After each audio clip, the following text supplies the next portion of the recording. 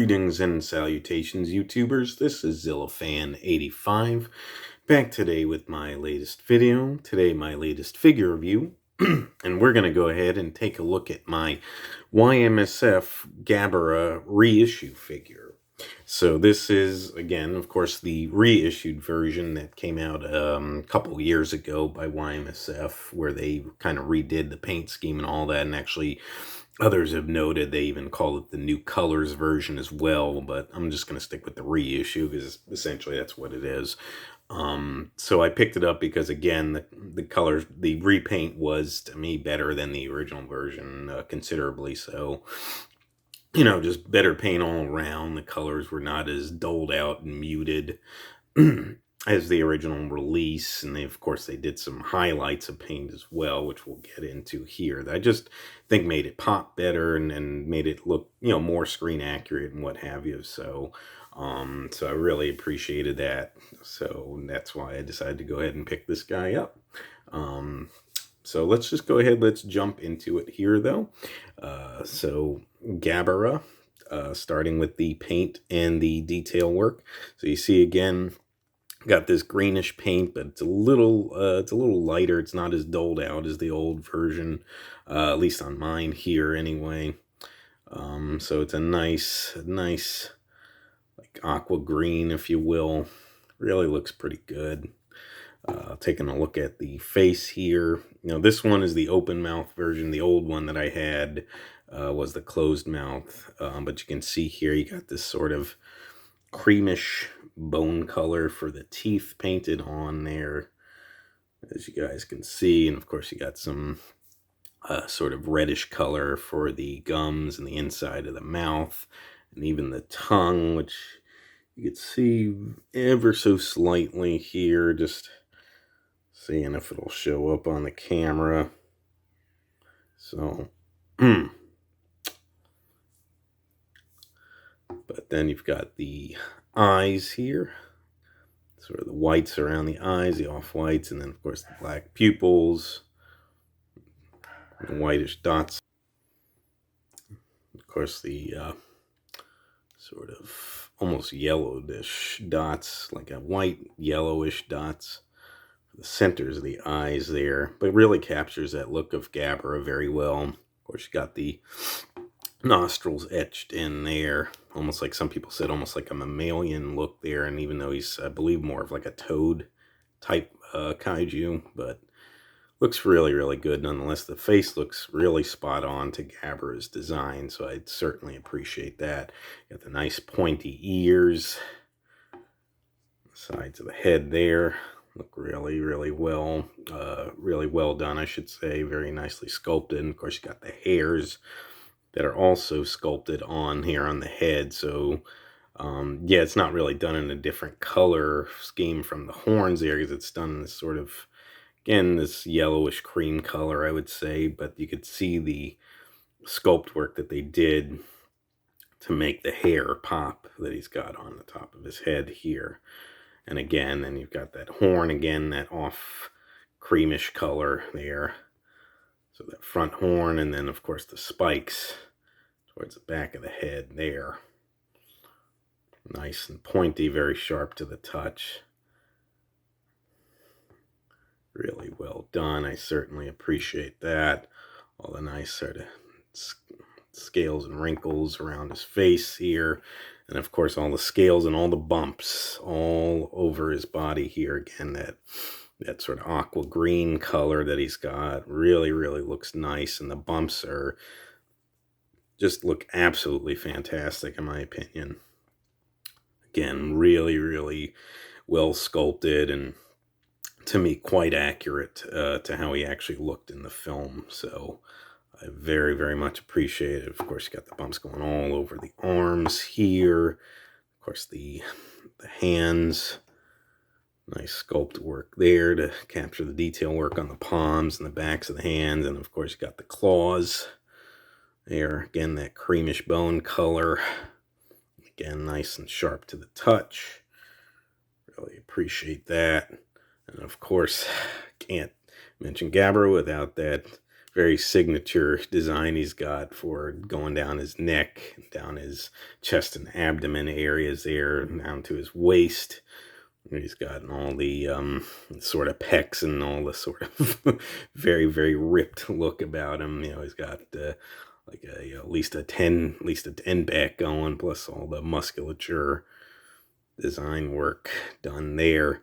And very, very nice attention to detail, just like the older figure. The sculpt is essentially the same. It's just mainly the paint that was changed. But all those little holes in the front, which is supposed to be a suit accurate thing, the air holes that the suit actor would both breathe in and see out of. So definitely appreciate that nice suit accurate detail there. Very, very cool. So this sort of done in this sort of brownish tannish color here for all those all these sections here. He's got all these segments and sort of musculature outline that he's got there again. Again, that pack going down, that 10 pack going down his chest and abdomen there. And then, of course, you got the darker brown highlighting on the center area, starting right here at the base of the neck, and then going down chest and abdomen, down to the waist, that darker brown highlight, which again, the older paint scheme, this was all more of a dulled out, and you didn't have that highlight there or any of that. So really, really appreciate the nice added paint, new paint scheme and added paint. Really, like I said, just to me makes this figure pop a lot more. So really, really appreciate that. And again, more bumps and scales in the center area here. Really, really looks nice. And you even have some highlights done throughout the paint as well. So it's not just complete solid color. So like you can see a little bit on the arms here. Varies from figure to figure the way that they did it. But I certainly think it looks nice, though. Very, very awesome. You can see again the back, all the bumps and scales and whatnot going down his back.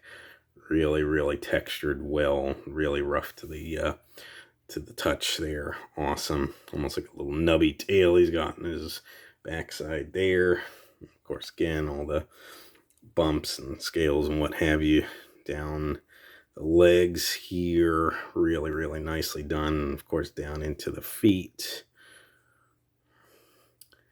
And again, nice detail work done for the feet and the toes there. All the wrinkles and segments and whatnot. And then, of course, down into the toe claws there. And just like the finger claws and whatnot, the that creamish bone color done. Again, nice and sharp to the touch.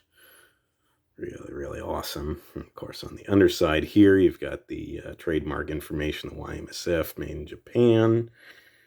And then, of course, the Toho, because these Y-MSF figures, even though it's a small company, they are officially Toho licensed. So, Toho Company Limited, trademark, 1960, no, it says 68, because Godzilla's Revenge, All Monsters Attack came out in 1969, but it's what it is. And then, of course, 2011, when I believe when the original release of this figure did come out. So that's what that is signifying there. But anyways, as far as the paint and the detail work goes, that pretty much wraps it up for that. As far as articulation, very, very basic, and only a few points of articulation here. So both the arms do swivel, so you can get them to go all the way around. They move pretty freely, as you guys can see here. And then you have a waist joint here as well, and it can swivel.